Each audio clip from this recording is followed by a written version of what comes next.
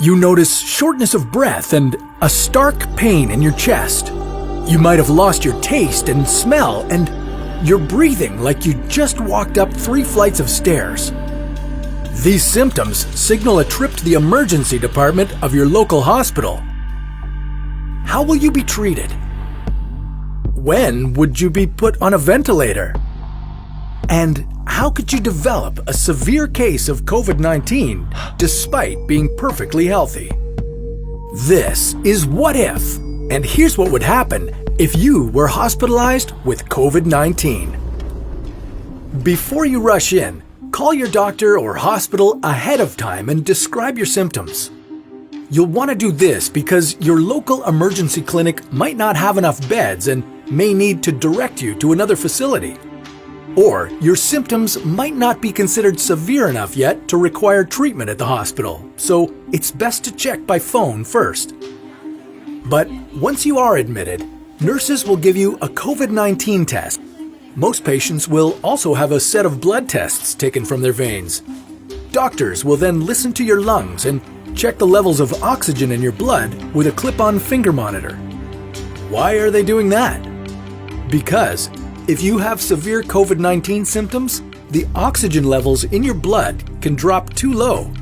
Since this can result in life-threatening damage to your vital organs, you'll get oxygen to breathe through 2 small tubes that go just inside your nostrils or through a face mask. You'll then get a chest X-ray or a CT scan so that doctors can get a better understanding of which areas of your lungs are inflamed.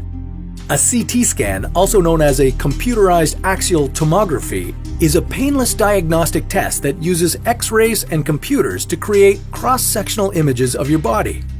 A CT scanner is a large square or round X-ray machine with a tunnel through the center. It helps doctors see into your lungs. During your CT scan, you will lie on a table that slowly passes through the tunnel. A giant ring called a gantry will rotate around your body. It contains a tube that releases X-ray beams and detectors that will measure the amount of radiation absorbed by your body. And these beams will capture many views of your body from different angles.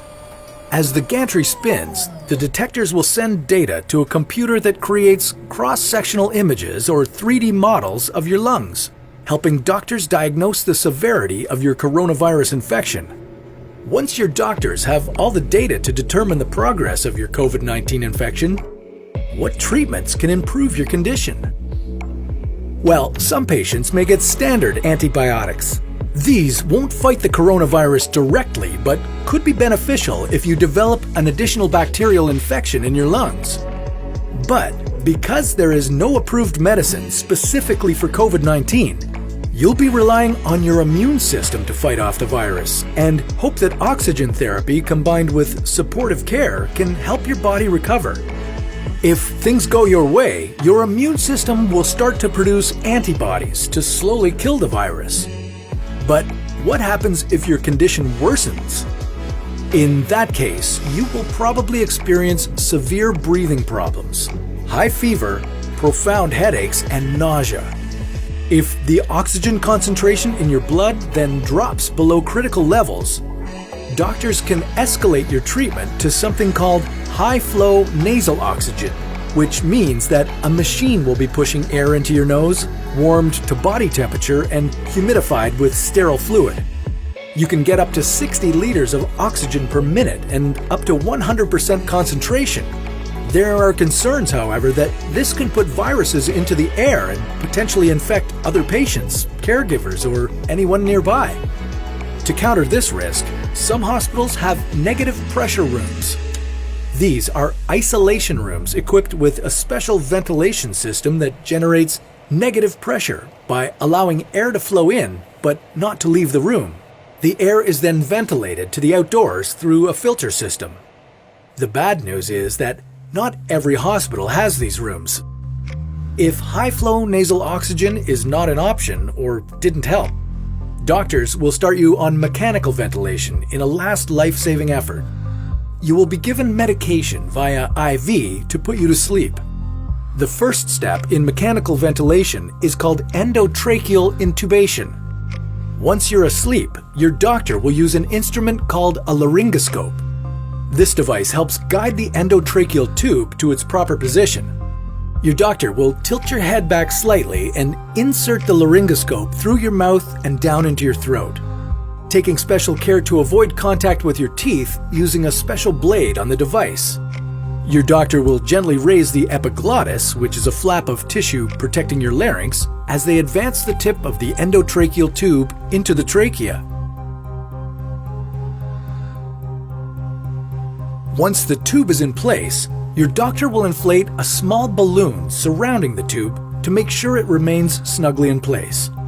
They will then remove the laryngoscope and tape the tube to the corner of your mouth to prevent it from being jostled out of position. Your doctor will check to see that the tube is properly positioned in the lower part of the windpipe by inflating your lungs with a special bag and listening for breathing sounds on both sides of your chest. If the end of the tube is too low, both lungs will not receive the same amount of air. In some cases, an X-ray is taken immediately after intubation to confirm the placement of the tube.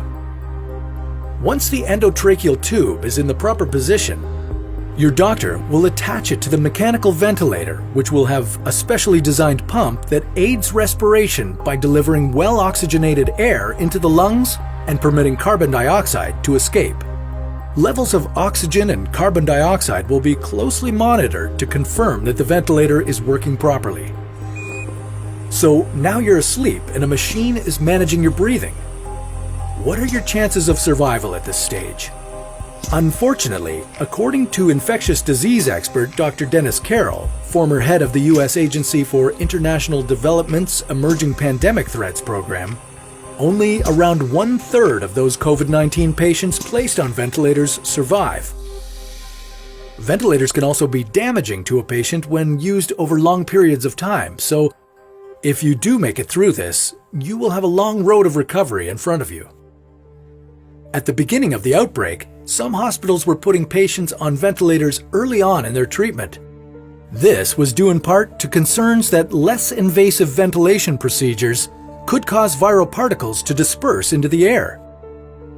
With more cases of COVID-19 to study, health professionals are attempting to set guidelines for different types of respiratory failure and who ventilator treatment would be best suited for.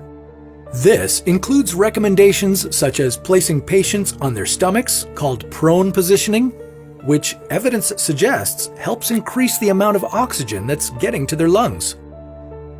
So, with all this in mind, why does this virus cause only mild disease in most people but could turn fatal for you despite being healthy? In such a case, it seems the worst damage may be caused by an abnormal immune response to the infection rather than by the virus itself. In simplified terms, when any cell in your body senses that there is something foreign, in this case a virus, the immediate response of the cell is to kill itself, a protective mechanism to prevent it from spreading to other cells.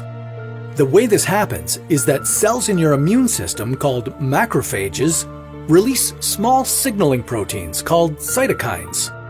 Certain kinds of these trigger cell death. When many cells are doing this at the same time, a lot of tissue can die. This is what medical professionals call a cytokine storm. In COVID-19, this means that lung tissue breaks down and the walls of the lung's tiny air sacs leak fluid through, causing pneumonia and starving the blood of oxygen.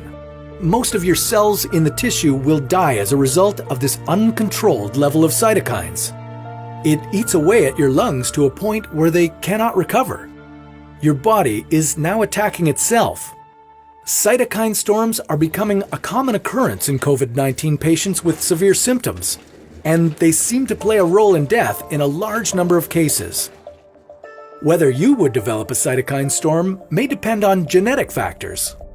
Patients in studies with the H1N1 influenza virus who developed cytokine storm syndrome often possessed subtle genetic immune defects, resulting in the uncontrolled immune response. Now, you are more likely to have developed these genetic immune defects as you age, but there is also a small chance that you might have a genetic predisposition to developing cytokine storms after infection with the novel coronavirus. It's important to mention that the complete picture of cytokine storms is not yet well understood, and the medical community is still early in understanding the many aspects of the disease. A lot of findings and hypotheses need to be confirmed in more and larger clinical studies. But the good news is that many clinical trials are underway to explore treatments used for other conditions that could halt cytokine storms and fight COVID-19, as well as to develop new ones. There are currently hundreds of clinical trials of proposed COVID-19 drugs already recruiting patients. So if you're lucky enough and make it through all this, you'll be weaned off the ventilator. You'll probably feel extremely exhausted, but you can now step down from critical care to a normal hospital ward, where you'll stay until you can maintain safe oxygen levels by just breathing air. After that, you can be discharged, go home, and be reunited with your loved ones. I hope that going through a possible hospitalization with COVID-19 will make you understand why we need to be careful. COVID-19 is affecting not only people's health, but every aspect of our lives. How could you survive if the economy collapsed completely? Well, that's a story for another What If.